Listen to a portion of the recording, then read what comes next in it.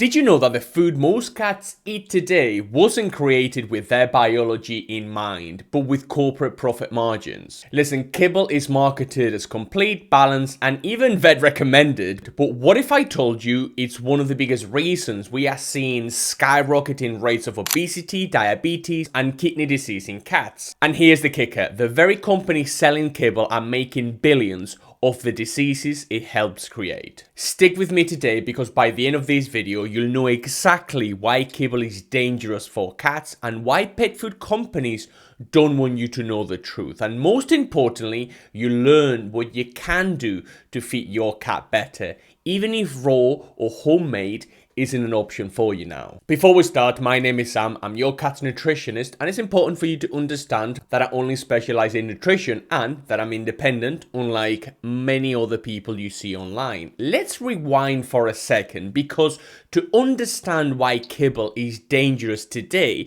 you need to understand how it even became the default in cat food. Listen, Kibble wasn't invented because scientists sat down and asked, what's the best food for cats? No, it was invented because of something far less noble, manufacturing convenience. In the early 20th century, pet food wasn't a massive industry like it is today. Most cats were fed maybe scraps, leftovers, or in rural areas, they hunted. It wasn't until after World War II that the pet food industry exploded. And why is this? Because the extrusion machine, the same technology used to puff up breakfast cereals like Cheerios, was repurposed to make pet food. And this changed the whole game. Throwing rendered meat byproducts, grains, and starches, cheap fillers, run it through high heat and pressure, and out pops a meat little Kibble. Here's the thing, Kibble is so convenient, it had literally everything companies dreamed of. It was cheap to produce, made from leftovers of the human food industry, so it was hugely profitable. It is hugely profitable. It's shelf stable for months and sometimes years. It's easy to package, store, and transport worldwide, and it's perfect for mass marketing as complete and balanced, because all you have to do is add some nutrients and vitamins and voila, you've got it. From a business perspective, it is genius, but from a cat's perspective, a nutritional disaster waiting to happen. And here's the uncomfortable truth. Kibble didn't take over because it's the best option for your cat. It took over because it's the best option for companies. But convenience has a hidden cost, and we'll get to that in just a moment. Now, there's a bit of a biological mismatch here, because let's talk about it. Cats and small dogs, they aren't little humans. They are obligate carnivores. And that word, obligate, is key. It means they don't just prefer meat, they require it to survive. Here's what that looks in their physiology. Cats lack salivary amylase. Whenever me and you eat bread or pasta, we can break it down in the mouth because we have this enzyme. Cats do not have it, so it's impossible for them to break down starches in the mouth. Their pancreas isn't designed to handle constant carb digestion. It goes against their biology. They also lack a liver enzyme called hepatic glucokinase, which in us humans helps regulate blood sugar levels when carbs are eaten.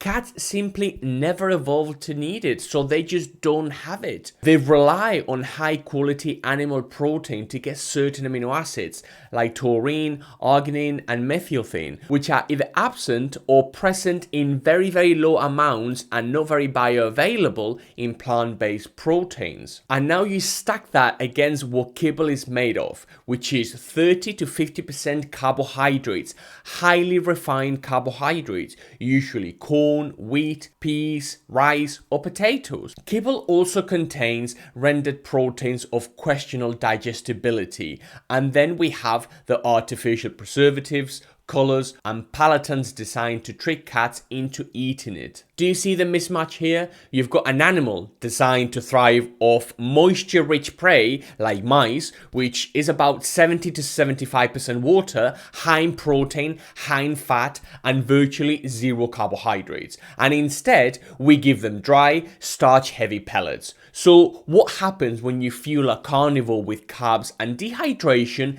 day after day, year after year? You don't have to guess. The results are all around us. Now, if this is blowing your mind so far, you should actually get our guide, How to Feed Your Cat for Optimum Health. This is an absolute eye-opener, and it'll change the way you look at cat food and the way you look at your cat, and it's designed to teach you all you need to know about feeding your cat better. So get it down below, How to Feed Your Cat for Optimum Health. It's a game changer. Now, what does Kibble do to cats? Here's where it gets personal for me anyway, because the consequences of feeding cats Kibble aren't abstract. They are visible in the diseases filling veterinary clinics today. Let's break it down into 3 of the biggest dangers in my opinion. The first one is chronic dehydration. Kibble contains about 10% moisture, maybe 12% moisture. A cat's natural diet is about 70 to 75% moisture.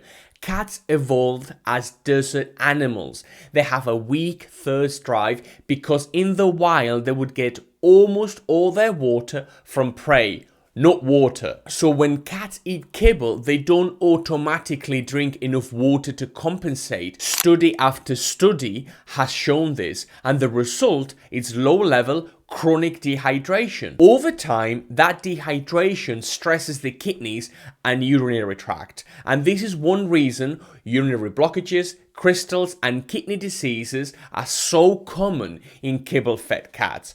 And once kidney disease starts, it's pretty much irreversible. The second one is obesity and diabetes. It doesn't take a genius because kibble is carb heavy and cats have no biological need for carbohydrates. Yet most kibbles are 30 to 50% carbohydrates because you simply cannot make those crunchy little nuggets without starches. And those carbohydrates overwork the pancreas, and eventually many cats develop insulin resistance. That's diabetes.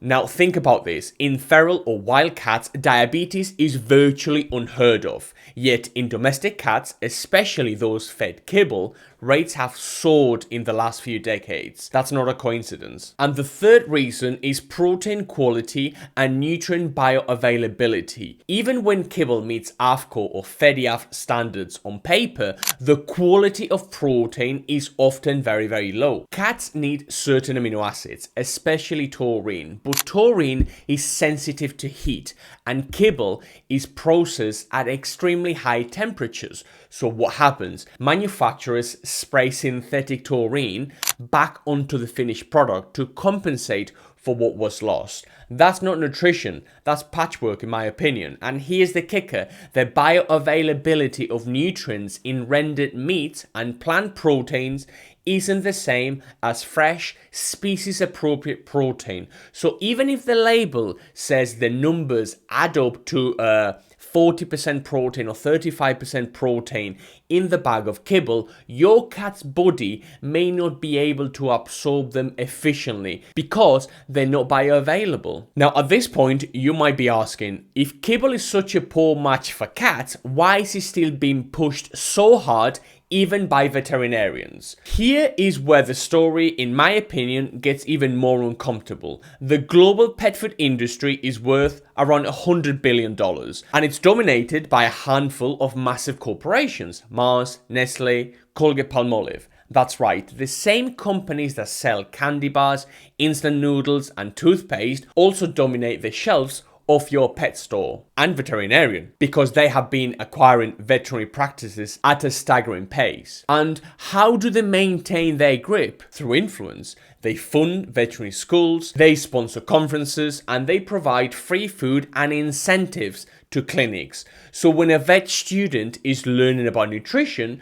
where do their textbooks and resources come from? Often directly from pet food companies. And listen, I am not bashing vets. It's not that they want to harm your cat. It's far from it. Most veterinarians are lovely people and they are very, very driven. But when the curriculum is shaped by corporate sponsors, it's no surprise that kibble is presented as the default, the safe, the scientifically balanced choice. And a lot of those veterinary prescription diets contain sugar. And if you think that sugar is biologically appropriate for a cat, I beg to differ. And here's the irony: the same corporations making billions from kibble are also heavily invested in the pharmaceuticals used to treat the diseases Kibble contributes to. So listen, they profit twice. Once when they sell you the food, and again when your cat gets sick. Okay, you'll be asking, if Kibble is such a problem, what can you do instead? Sam, help me. Here's the good news. Even small changes can make a massive difference in your cat's long-term health. Option 1 is wet food. Far higher in moisture, better protein sources. Even a partial switch from kibble to wet food improves hydration and reduces urinary issues. Option 2 is fresh or raw. Balanced raw diets, whether homemade or from trusted suppliers, are the closest match to what cats are built to eat. High in protein, high moisture, zero carbohydrates. I raw feed my cat, and if that's not an option, no problem. There are others. The key here is to do better, not to be perfect. Option 3 is to incorporate as much fresh food or canned food, high quality canned food as you can in your cat's diet. So if you can upgrade your cat's kibble to something far more appropriate, to something that isn't full of cheap refined carbohydrates and sugar and things like that, that's once again a step in the right direction. I am not anti-kibble. I'm just trying to say that maybe by you doing something a little bit better for your cat is going to hugely benefit from it. I of course understand that most people will feed kibble, but a lot of people feed kibble because they think is the best for their cat.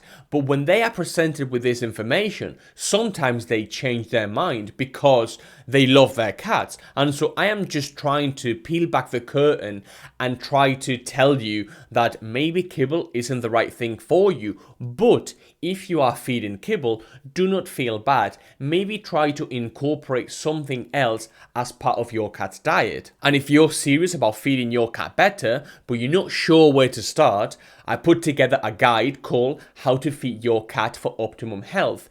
It walks you through the science, breaks down practical options, whether you're on a budget or not, and helps you avoid the biggest industry traps. And you'll find the link in the description below. Listen, kibble isn't dangerous because it's instantly toxic. It's dangerous because it's biologically inappropriate. It's dehydrating and designed for corporate convenience, not feline health. And here's the final question I'll leave you with. If kibble truly was the best option for cats, why are cats sicker today than ever before, while the pet food industry is richer than ever?